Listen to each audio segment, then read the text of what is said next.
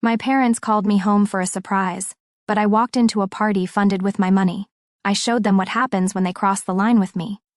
The scent of wisteria and expensive perfume fills my lungs as I take a deep breath. 3 hours on the road from my cramped Chicago studio apartment to my family's suburban home, and I'm finally here. 3 years, 1,095 days buried in casebooks, racking up debt, surviving on ramen and coffee, all to pass the Illinois bar exam. Last Tuesday, a single email changed everything. Congratulations, you have passed the bar. When I called to share the news, my mother's voice filled with excitement. Wonderful, dear, you must come home Saturday night. We have a huge surprise for you. Now, as I step through the back gate in my best interview suit, the one I saved for months to buy, I freeze. 50+ guests mingle on the lawn. A live band plays soft jazz beneath strings of twinkling lights, and stretched across the patio hangs a massive cream-colored silk banner. Congratulations on your engagement, Daisy and Liam. My stomach drops as if I've missed a step on a dark staircase. There, in the center of it all, stands my sister Daisy, 27, stunning in a champagne-colored dress, flashing a 3-carat diamond ring to an admiring crowd.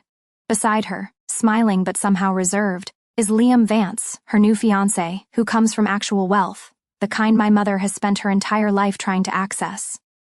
The realization hits me like a physical blow. I'm not even a supporting character in this production. I'm just the catering staff for a party I thought was for me. A numbing sensation spreads from my chest to my fingertips.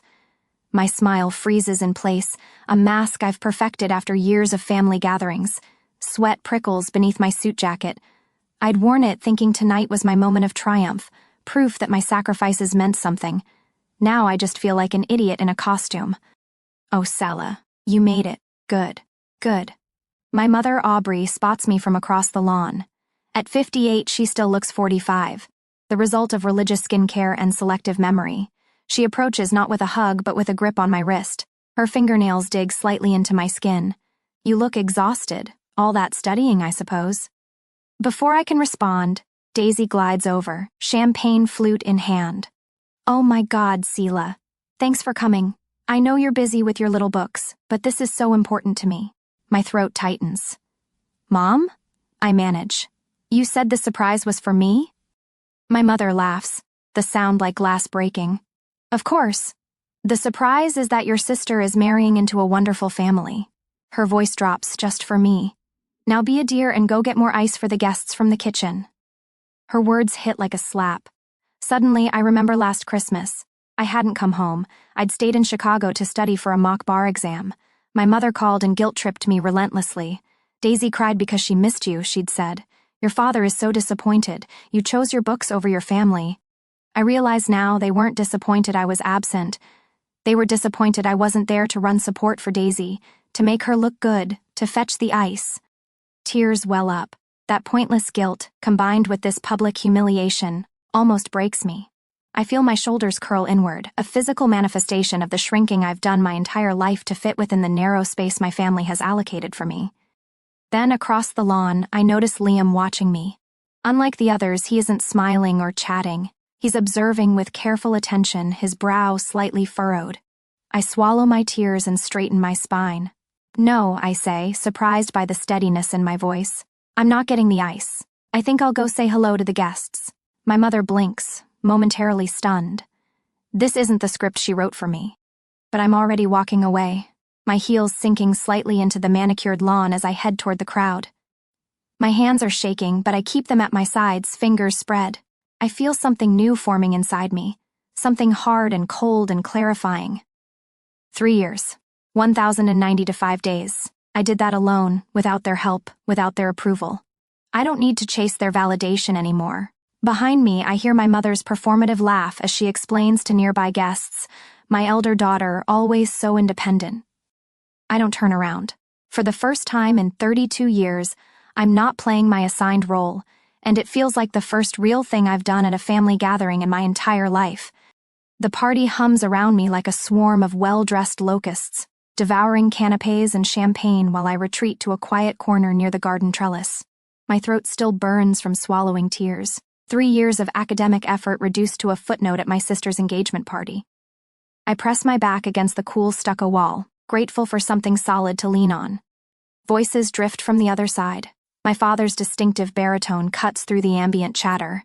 "Oh, Carter, your girls are so accomplished. I hear Sela just passed the bar." The voice belongs to Richard Whitman, Dad's golf buddy and business associate for 20 years. I hold my breath, waiting for my father's pride. His firstborn daughter, an attorney, top 3% in the state. "My Sela?" Dad chuckles, the sound weary and dismissive. "Oh, she just passed some test. But Daisy? She's my retirement plan. This wedding is going to solve all our financial problems." The words land like a physical blow. Some test. 3 years of 18-hour study days compressed into a casual dismissal. I grip my champagne flute so tightly I'm surprised it doesn't shatter. The liquid trembles as I try to steady my hand. "Smart move with the Vance boy," Richard says. "Old money. Very discreet about it, too." "Liam's father sits on the board of 3 Fortune 500 companies," Dad replies. "This merger, I mean marriage, is exactly what we need right now." My mind races backward through a cascade of memories, rearranging them into a new, horrifying pattern. For 3 years I've paid for everything myself: rent, food, books, bar prep courses. Meanwhile, whenever I asked about accessing my portion of grandmother's trust fund, $100,000 split between Daisy and me, Mother always had the same answer: "Your sister has urgent needs right now, just wait." I'd waited, and waited. And they'd borrowed my money, our money, to invest in Daisy's brand. The perfect clothes, the right connections, the calculated social media presence, all designed to catch a wealthy husband. I set down my glass and moved silently along the wall, needing to confirm what I already suspect. Near the rose garden, Aunt Clara stands with my mother, her usually calm face flushed with anger. "I can't believe you did this to her," Aunt Clara hisses, gesturing toward the house. Mother's back stiffens. "Be quiet, Clara. Sela needs to know her place. Today is about Daisy. This has to work. This is the whole family's chance." "Chance for what?" Clara's voice drops lower. "To keep spending money you don't have? To keep draining the girls' trust fund? That's theft, Aubrey. It's embezzlement. It's an investment." Mother's smile remains fixed, her eyes scanning the crowd to ensure no one overhears. "Sela will thank us when this works out. The connections alone..." Something shifts inside me. The hurt that's been festering since I arrived doesn't vanish. It calcifies into something harder, colder. My legal training kicks in, compartmentalizing emotions, focusing on facts and strategy. I'm no longer sad. I'm done. Across the lawn, Liam stands alone at the makeshift bar, staring into his whiskey as if seeking escape. The perfect opening. I straighten my jacket and cross the grass with deliberate steps. "Hi, Liam. I'm Sela, Daisy's sister." I extend my hand, professional and poised. "Congratulations. You must really love her to overlook this family." His handshake is firm, his eyes sharply assessing. He's not the pampered trust fund baby I expected. There's intelligence there, caution. "Overlook?" Liam's brow furrows. I offer a professional smile, the kind I practiced for interviews. "You know, we're a lot." Understanding flickers in his expression, followed by something else. Concern? Before he can respond, Aunt Clara appears at my side, wrapping me in a tight hug that smells like vanilla and sanity. "I'm so proud of you, counselor," she whispers fiercely in my ear. The makeshift podium appears on the patio, a small platform with a microphone, hastily constructed for this supposedly impromptu celebration. Aubrey Monroe straightens her pearls and taps the microphone. The feedback causes several guests to wince. The band falls silent. "Everyone, if I could have your attention," she announces, her voice honeyed with practiced charm. I stand at the periphery, watching my mother perform. She gestures to Daisy, who floats forward in her champagne dress, tugging a reluctant Liam alongside her. "Our beautiful daughter has secured a most promising future," Aubrey continues, her eyes sweeping the crowd for maximum effect. "Daisy has always been our ray of sunshine. Even as a child, we knew she was destined for greatness." Carter joins them, champagne glass raised. To my little girl and her extraordinary taste, laughter ripples through the audience. "And to Liam Vance, welcome to the family. We couldn't have handpicked a better man ourselves." Not one word about me, not a single acknowledgement of my accomplishment. 3 years of academic effort reduced to invisible background noise at my sister's engagement party. But something strange is happening inside me.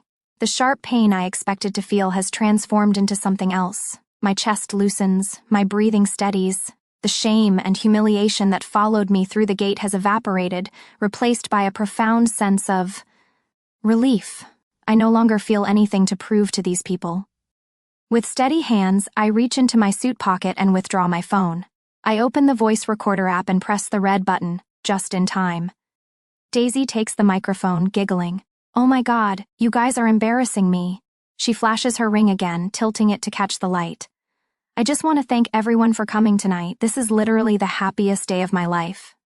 The speeches continue for 20 minutes. Relatives, friends, business associates, all praising Daisy's beauty, charm, and the magnificent match she's made.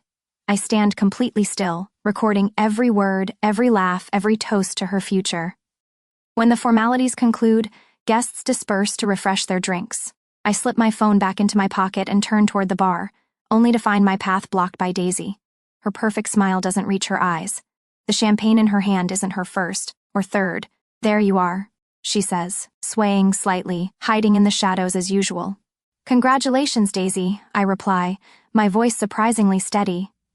She leans in closer, her breath sweet with expensive alcohol. "See, my nerdy sister?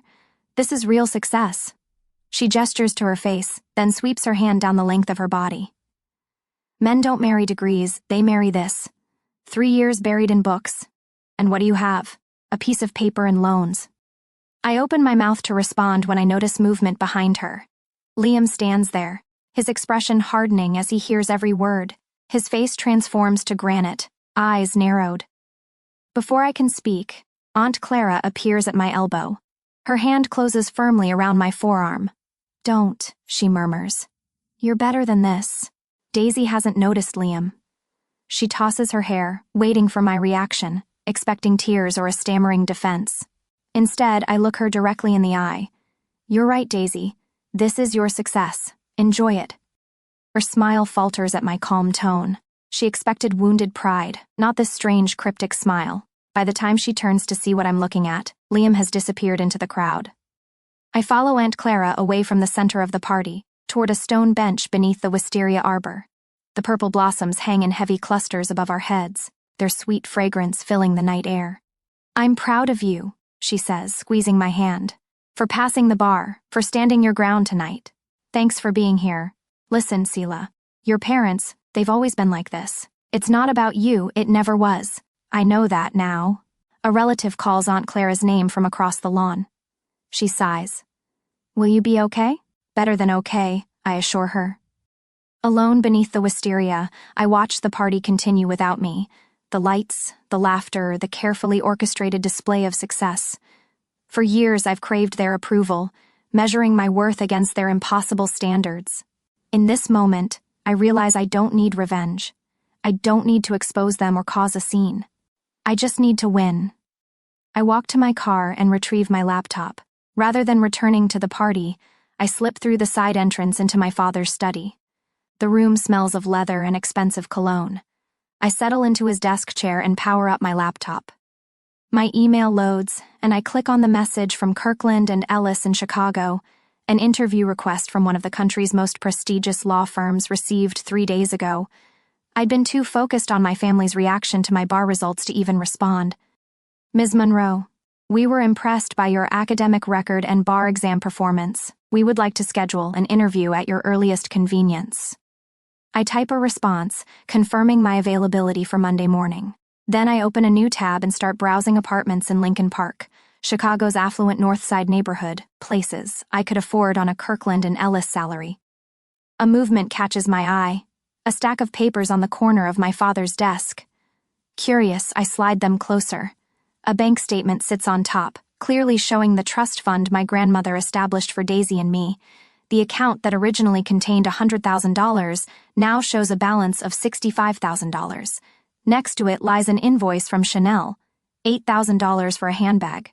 The very same handbag Daisy carried tonight, telling anyone who would listen that it was a little pre-engagement gift to myself.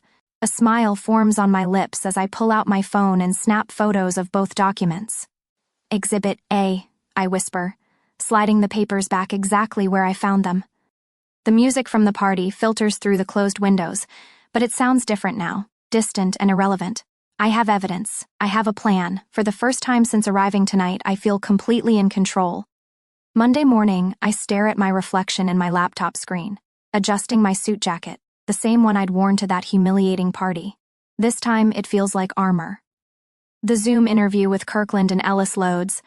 5 faces appear, senior partners with decades of experience evaluating talent.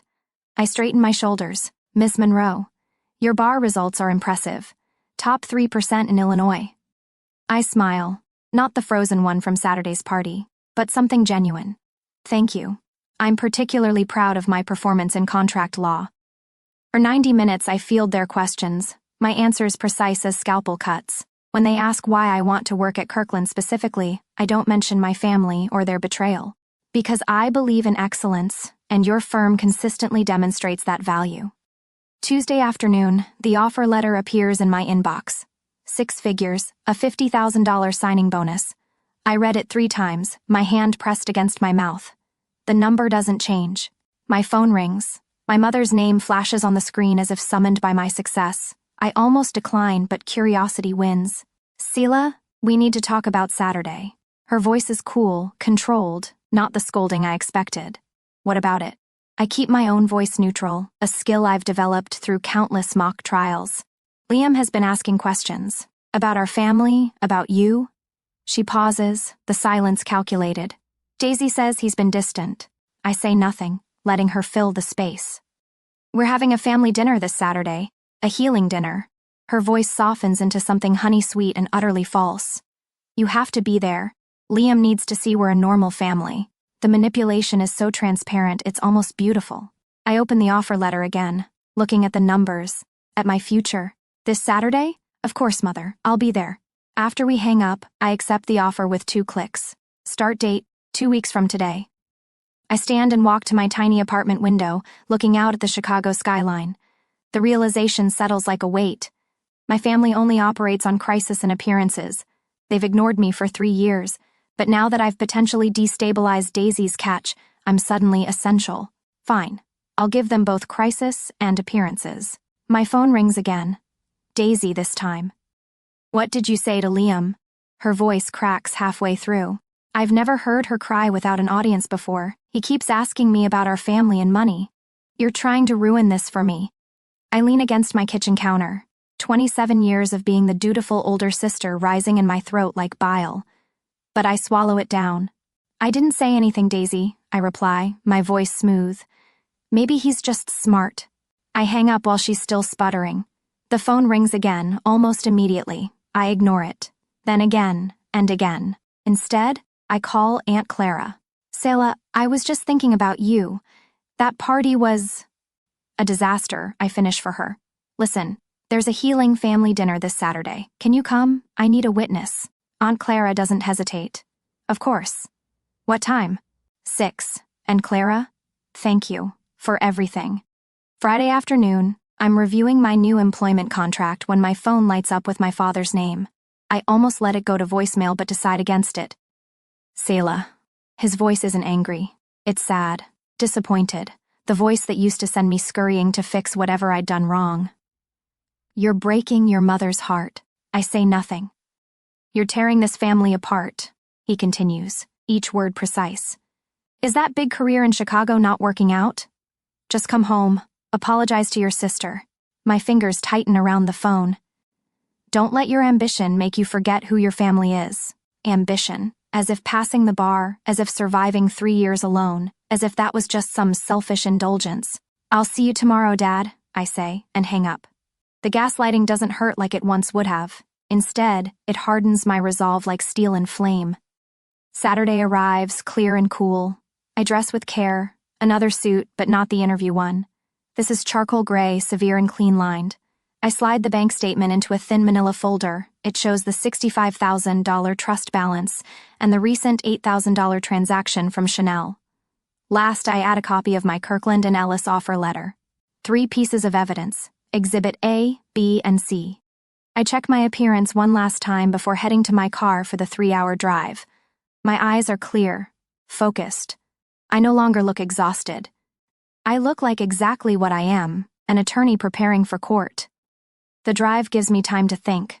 3 hours of watching the Chicago skyline fade into suburbs, then into countryside, and finally back into the manicured neighborhood where I grew up.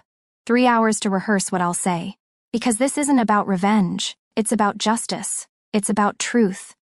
I arrive at the house exactly on time, folder tucked under my arm. Aunt Clara's car is already in the driveway, parked behind Liam's sleek BMW. I take a deep breath, catching the scent of wisteria again. The doorbell chimes as I press it. I hear footsteps, quick and light. Daisy opens the door, her smile professionally bright but her eyes wary. "You came. It's not quite a question. I said I would." I step past her into the foyer. Behind her, I can see the dining room table set with the good china. My mother arranging flowers with precise, agitated movements. My father pouring wine, Aunt Clara and Liam sitting with uncomfortable smiles. This is a performance, every bit as choreographed as that engagement party. But this time, I've brought my own script. I walk toward the table, the folder a shield against whatever manipulation awaits. Everyone turns to look at me. "Selah," my mother says, her voice artificially bright. "You're just in time." The dining room reeks of desperation, mother's prized gardenia centerpiece, father's too loud laughter, Daisy's careful avoidance of eye contact, all of it designed to project normalcy. For 2 hours, we've engaged in this suffocating performance, while Aunt Clara observes with quiet dignity from the opposite end of the table. Liam sits beside Daisy, his posture stiff, his responses measured. Twice, I've caught him studying me when he thought I wasn't looking. When dessert is finished, Mother gently sets her fork down. It makes a faint clink against her favorite gold-patterned china. She speaks, her voice soft but cold. "All right, Selah," she says, folding her hands on the table. "You owe your sister and Liam an apology for your childish behavior at the party." The table goes quiet. Daisy leans forward, expectant, her lips curved in a premature victory smile. Father studies his empty wine glass. I say nothing. Mother's smile turns soft, venomous. "You should think carefully," she continues. "Liam's father is a senior partner at Sidley Austin. One phone call from him and your little law career could be blacklisted in Chicago before it even starts." She straightens a knife beside her plate. "Now, apologize." The threat hangs in the air like smoke. I feel Aunt Clara shift in her chair, but my eyes never leave Mother's face. For a moment, I see her as she truly is. Not the socialite, not the matriarch, but a desperate woman grasping at anything to maintain control. I smile, a cold, precise expression I've practiced in courthouse bathroom mirrors. "A senior partner at Sidley Austin? That's impressive." I turn to Liam. "Liam, do you know why I went to law school?" His eyes sharpen with interest. "Why?" "Because I believe in truth and evidence." I reach for my purse hanging on the chair behind me. The leather folder feels substantial in my hands as I place it on the table. "This family," I say, my voice clear and even, "is a fraudulent prospectus." Mother's face hardens. "What nonsense." I slide the bank statement onto the table. Trust fund balance, $65,000 and $8,000 for a handbag. I look directly at Daisy. And that's just one purchase. "Mom lied about the party," I continue, tapping each piece of paper. "Dad called Daisy his retirement plan. And Daisy, you've spent $35,000 from our trust fund." Daisy turns white. Her hand clutches Liam's arm, but he's staring at the papers. "How dare you?" Mother screams, half rising from her chair. Father starts, "Selah, you're taking things out of context." "No," I say, standing up. "I don't just dare. I'm done." The room falls silent. For 32 years, I've been the quiet one, the reasonable one, the one who swallowed rage to keep peace. But not tonight. For 3 years, I paid my own way. I lived in a studio apartment smaller than your closet, Mother. I ate ramen while Daisy bought Chanel. I worked while you all spent my inheritance. I turned to Liam. "You're a smart man. The decision is yours." From my folder, I extract the offer letter from Kirkland and Ellis and place it atop the bank statement. "By the way, Mom, no need to have Liam's father make that call. I don't think Sidley can blacklist Kirkland." Mother's mouth opens, then closes. For once, she has no script. "I came here to say 3 things," I continue, gathering my purse. 1, I want my $35,000 put back in the trust by next week. 2, I've accepted a new job. And 3, I smile at my parents. I'm moving next week. Don't call me unless it's about the reimbursement.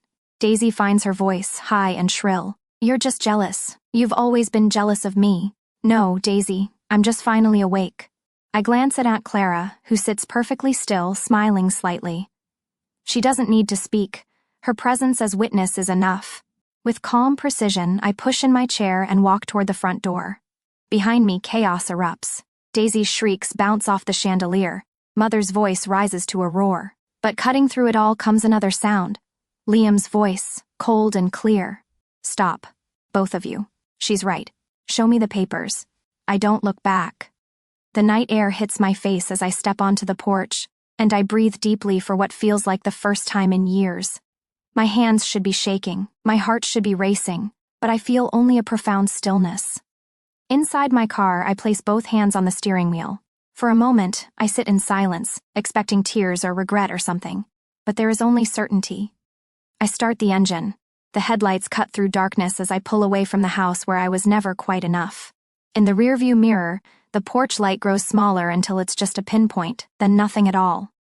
As I drive back toward Chicago, toward my life, I realize something.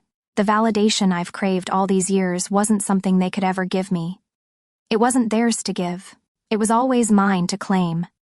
The November sun glints off Lake Michigan, casting golden ripples across the water. From my corner office on the 32nd floor of Kirkland and Ellis, Chicago unfolds beneath me like a promise kept.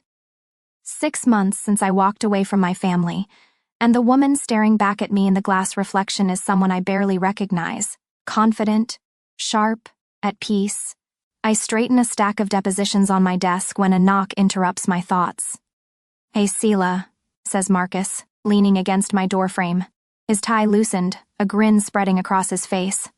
A few of us are going out to celebrate winning our first big motion. The partners are paying. A party. For me. For us. For something I helped create. I'll grab my coat, I say, feeling a smile form, not the practiced mask I wore for years, but something genuine that reaches my eyes. My phone buzzes as I slide my laptop into my bag. Mom flashes on the screen, the 5th call this week. I stare at it for a second, my thumb hovering over the glass. Then I hit decline and tuck the phone away. I don't need their approval anymore. Later, walking home along Michigan Avenue, the wind carries the first hint of winter, but I barely notice. A small gallery catches my eye.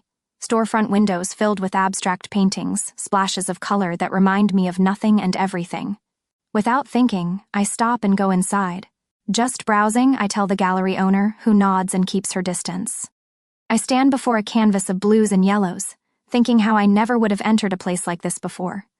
No practical purpose, no one to impress, just something that called to me. 10 minutes stretch into 30 as I move from painting to painting, simply because I want to. That night in my condo, I pour myself a glass of wine and open my laptop for a video call. Aunt Clara's face fills the screen, her silver-streaked hair loose around her shoulders. You look happy, she says. No preamble needed between us anymore. I sent you a plane ticket, I tell her. Come visit over Thanksgiving. I have a guest room now. Aunt Clara's eyes crinkle. I'd love that. About time I saw this fancy new life of yours. The next morning, I'm heading to a conference room when I notice Eliza, our youngest intern, standing frozen before a stack of documents. Her hands tremble slightly, the same way mine used to when I felt overwhelmed and alone. I change course and stop beside her desk. You okay? This legal memo, she whispers. It's due by lunch and I can't. Deep breaths, I say, smiling. I pull up a chair and sit next to her. You've got this. Let's break it down. Slow is smooth. The relief in her eyes is painfully familiar. That evening, I stand on my balcony overlooking the city I fought so hard to claim. The lights of Chicago stretch before me, a constellation of possibilities. My phone buzzes with a text from an unknown number. I called off the wedding. Thank you for showing me the truth. Congratulations, Counselor Monroe. Liam. I read the message twice, then delete it. Whatever Liam does now is his choice, his journey, just as this is mine. I take a sip of water and lean against the railing. The air smells like lake water and possibility. 6 months ago, I was trapped in a web of manipulation, convinced I needed something I never had. Now I stand in a home I chose, in a life I built, with strength I've always had. I look up at the city lights and feel it rise within me. Not anger or satisfaction or even vindication, just freedom. 2 years later, that freedom has a new face. I'm rocking my 1-year-old daughter, Aria, to sleep, the scent of baby powder replacing the smell of stale casebooks. My husband, David, a kind, sharp-witted attorney I met sparring over emotion, wraps his arms around me from behind, resting his chin on my shoulder. My phone lights up on the nightstand. A text from a number I haven't seen in years. Daisy. Hi, Selah. I know it's been a long time. Mom and Dad have told me they apologized. Aria's first birthday is next week. I'd really like to send her a gift if that's okay. My breath hitches. David squeezes my shoulder. What is it? My sister, I whisper, showing him the text. After all this time, after the apologies I never thought I'd hear, I don't know if I can. David is quiet for a moment, watching Aria's chest rise and fall. He kisses my temple. You don't have to do anything, he says softly. But if you want to, just remember what you once told an intern. He smiles, his voice the same one he uses to soothe our daughter. Break it down, slow as smooth. I lean back against his chest, closing my eyes. He's right. It's not a performance. It's not a war. It's just a new memo. And this time, I get to write it. I let out a breath I'd been holding for more than 2 years. I look at David, then down at Aria, her small hand curled around my finger. This is my family now. This is my truth. My old life, with its ghosts and its anger, can't touch this. But perhaps it no longer needs to be a war. Taking my phone, I type out a reply, my fingers steady. It's not forgiveness. It's not an invitation. It's just a new file. Thank you, Daisy. That's very kind of you. Aria would like that. I press send. The first brick, placed slowly on a new foundation.